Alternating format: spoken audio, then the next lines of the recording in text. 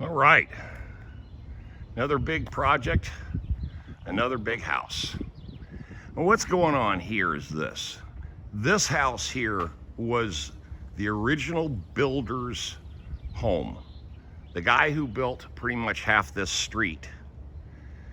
This is the house that he lived in, and then he put it up for sale a couple of years after he finished out building out this particular neighborhood. Of course, these are some large Charleston style houses, as you can see. Now, the project I'm on is basically wood rot. A lot of wood rot, a lot of problems.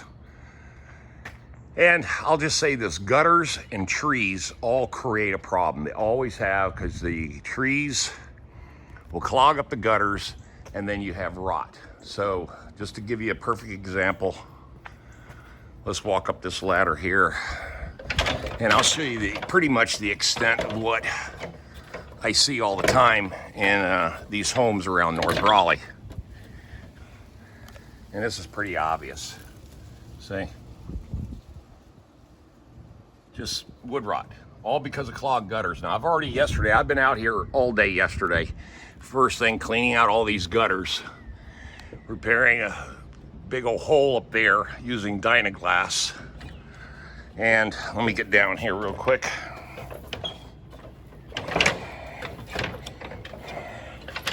Okay, but the homeowners already took off to go get some paint that we need. And we've already got the other paint that I already gotta have. Interior, it's a little dark in here, but the whole point is that I gotta do a lot of touch up on the trim.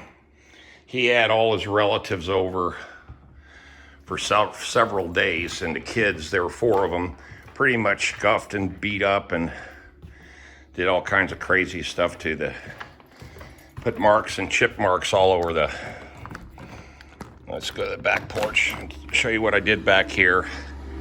And this is right off the golf course. Nice, beautiful little deck here with an electric awning. And there was some wood rot up there on the second floor. I already took care of that yesterday. But the other thing was these steps were falling apart. In fact, when you were walking on them, they were breaking. All the boards were just splitting in half.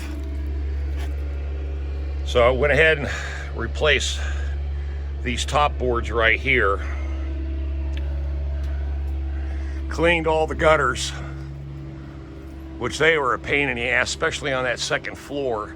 All I did was get on the roof over there and just walk it, which was scary business, but I got it done anyway. Okay, let's go back to the other side.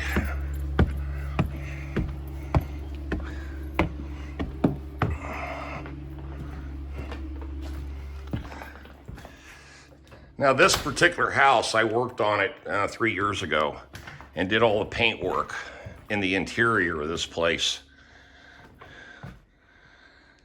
This is 100% ceiling, walls, trim, everything's been painted. I painted the formal, the kitchen, painted the formal dining, painted all this trim and bump in, bump up stuff, whatever. I don't know whatever you call all this, you know, work right there. But anyway, painted the ceiling, the trim, in the office. Had to do a big, massive repair to the ceiling up there, all the tape. I did a video of that. Painted this master study here. Okay, let's go back outside. It's gonna be like 93 degrees today. The humidity, it's been hotter and shit the last several days, but no big deal. And did a bunch of repair work on these corners using Dynaglass, because here's the problem, and I'll show you what Dynaglass does. I use it a lot. especially when you have problems with these gutters. They're all, they're all riveted, and trying to take down all the gutters to make a small repair is really a waste of time, and it costs so much money. The homeowner knows it. I told him, so all I use is Dynaglass. See, and I'll sand that, paint it, and it'll be fine. Of course, but the number one thing is, of course, had to clean out these gutters. Let me get over here. Okay. Now, I am shocked a lot of times. What happens is that they plant, landscapers, the builders, they plant these monstrosity trees way too close to houses. And then if you don't do regular maintenance on a house, cleaning out these gutters, that they get clogged. They will get clogged. And when they get clogged, it sets up for all kinds of other problems. Wood rot to the fascia.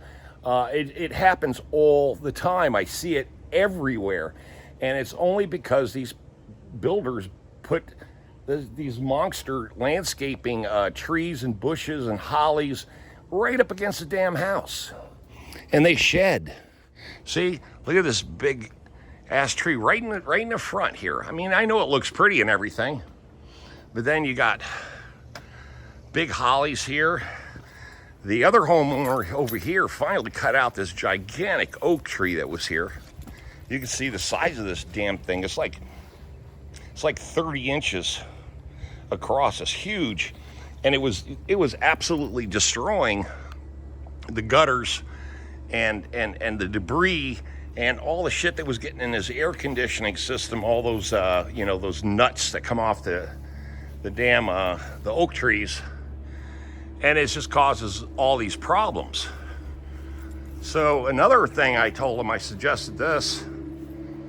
I told him, I said, here's another problem you've got. Look at the size of these oak trees. And look at the canopy. The thing is huge. And it's, of course, directly over the house. So when all this stuff falls in the winter, guess where it goes? Straight into the damn gutter and clogs the hell out of everything. So that's my big beef with, all this high-end landscaping. It's great, it's beautiful. And it really does add to the architectural look of the house. But if you don't stay on top of the maintenance, cleaning the gutters, power washing, so you can go after mold, clogged up gutters, and see the landscaper, he cut the top of that off. That thing was all the way up to like freaking there, and they finally had enough of it, and they cut the top of it off. And you can see it's literally right up against the damn house. Big bushes blocking windows. And like I said, this is great. It looks beautiful and everything, but look at this canopy, you see? And when this stuff starts shedding, 2 and 3 months, these damn leaves start falling, and it gets everywhere. I mean, everywhere. So that's the moral of the story. If you have a nice house, and this house here is listed for $725,000. Do a little bit of due diligence and not have so much freaking large ass trees and bushes literally 2 and 3 feet from your house, because that stuff's going to grow, and then guess what? It sheds, and then it creates all kinds of problems. You start getting wood rot within 10 to 15 years, and then you're talking thousands and thousands of dollars to repair this stuff, all because you like bushes. I mean, look at this. Just everything's crammed right up against the house. See? Well, as far as I'm concerned, I don't care. I mean, people do what they want to do, but